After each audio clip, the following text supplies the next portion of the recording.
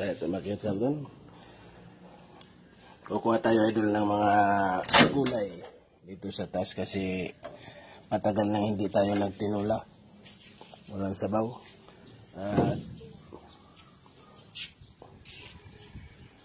Wala na. Sana yung isang papaya dito. Nalaglag na yata.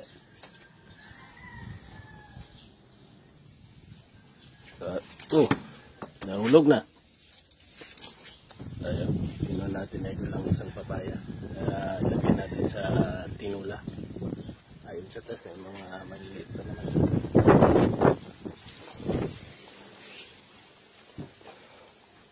Matagal lang hindi nagtinula idol. Kaya tapos kukuha tayo ng talbos ng sitaw kasi masarap yun sa tinula. Parang ang lasa niya idol yung talbos ng sili din.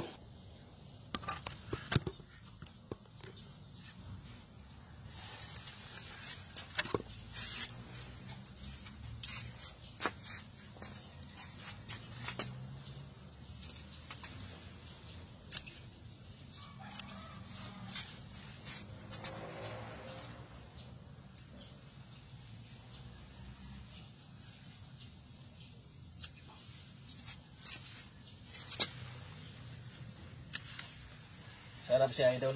Subukan nyo. Talbos ng sitaw.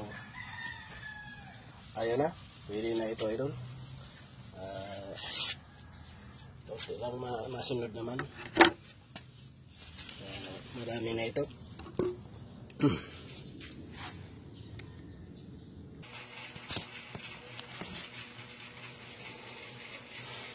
Ayun, gagawin natin ito idol para yung gulay, gagawin natin.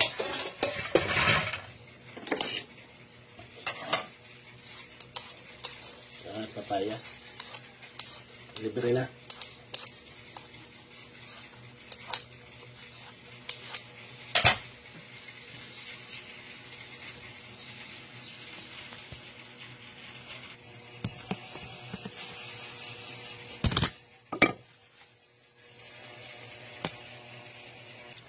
Ayan, nagawa na natin yung papaya.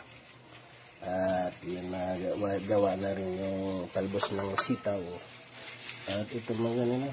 Kumulo na. Malambot na ganun. Lagyan na natin ng papaya. At isunod na natin na dito itong talbos. Yan, marami yun. Sawa tayo sa gulay. Mayroon tayong tanim. Kung bibili ka nito sa palengke, ang liit ng tali, nasa 30 pesos na.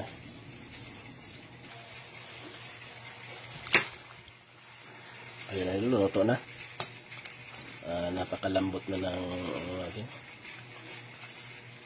Yung tinula ko idol yung mga paa ng manok, legs, tsaka breast, pizzo.